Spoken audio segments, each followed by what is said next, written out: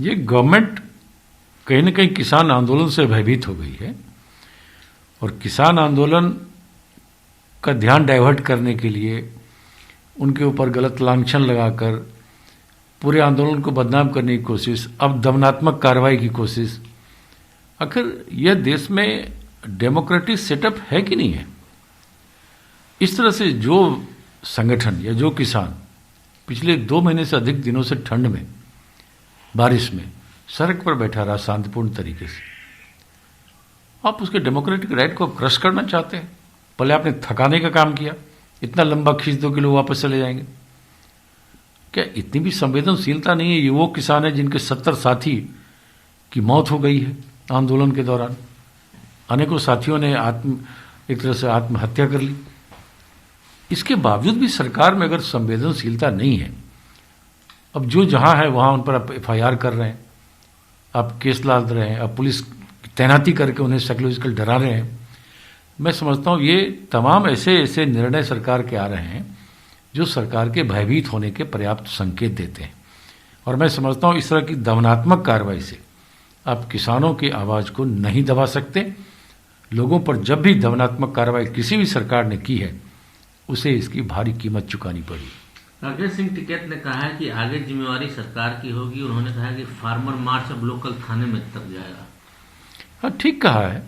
आंदोलन तो किसी भी रूप में कहीं भी हो सकता है और जिस तरह से आप जितना दमन करेंगे ये आंदोलन उतना फैलेगा, गांव की ओर जाएगा, पूरे देश में फैलेगा। तो मैं समझता हूं कि लाल किले पे जिस किसी ने भी वो गलत हरकत की, आप उसके ऊपर कार्रवाई कीजिए, लेकिन उस आड़ में पूरे आंदोलन को बदनाम करना और अब उसे दमन के पुलिस बल के द्वारा दबाने की कोशिश, तो यह पर्याप्त संकेत है कि सरकार डर गई है और किसानों के आंदोलन को कुचलना चाहती है। तो ये दमनात्मक कार्रवाई उल्टे मोदी सरकार के खिलाफ पड़ेगा। ये बंगाल में TMC गवर्नमेंट ने पास कर दिया है रिजोल्यूशन असेंबली में फार्मर लॉ के खिलाफ। बीजेपी ने इसको वॉकआउट किया। कई राज्य सरकार को, कांग्रेस जहां कांग्रेस की सरकारें हैं, हमारी भी सरकार को सोनिया जी ने बहुत पहले ही ये निर्देश दिया कि हम अपने शासित राज्यों में इस कानून को लागू नहीं करेंगे। कांग्रेस ने फिर से आग्रह किया है केंद्र सरकार से, हठधर्मिता छोड़िए, कानून को वापस लीजिए और किसानों की जो वाजिब मांगे हैं उसे पूरा करें। लेकिन ये सरकार सत्ता के नशे में और कुछ पूंजीपतियों को फायदा पहुंचाने के लिए इस कदर कमिटेड है कि इस सरकार से कुछ आप गरीबों और किसानों मजदूरों के हितों की बात की कल्पना नहीं कर सकते। नरेंद्र मोदी ने कहा है कि और made in India vaccine Covid का आएगा। मेड इन इंडिया आए, अच्छा वैक्सीन आए, सब ठीक है, लेकिन सवाल तो वही है ना कि आप प्रॉपर वे में तीसरा ट्रायल पूरा करा के क्यों नहीं लॉन्च किए। जो सवाल उठ गया था कि आपका ही अनाउंसमेंट था कि 3 ट्रायल होगा, हमारे सीरम ने भी और भारत बायोटेक ने भी यही कहा। तो बिना तीसरे ट्रायल के कंक्लूजन के आपने लागू करा दिया, अभियान चला दिया, तो लोगों के मन में शंका हुई। और आप जान लीजिए अभी भी जितने स्वास्थ्य कर्मियों को देने का लक्ष्य था वो आधे के करीब ही पहुंचा है। तो ये स्थिति आई है, इसके लिए दोष सरकार का है।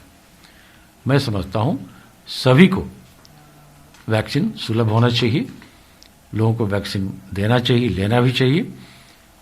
और इसको लेकर कोई भी अगर भ्रम है तो ये सरकार का काम है उस भ्रम को दूर करें। लड़कियों का हाथ पकड़ना और पैंट का जिप खोलना ये सेक्सुअल असॉल्ट अंडर पॉस्को में नहीं आता है। बॉम्बे हाईकोर्ट की तरफ से बात हुई है।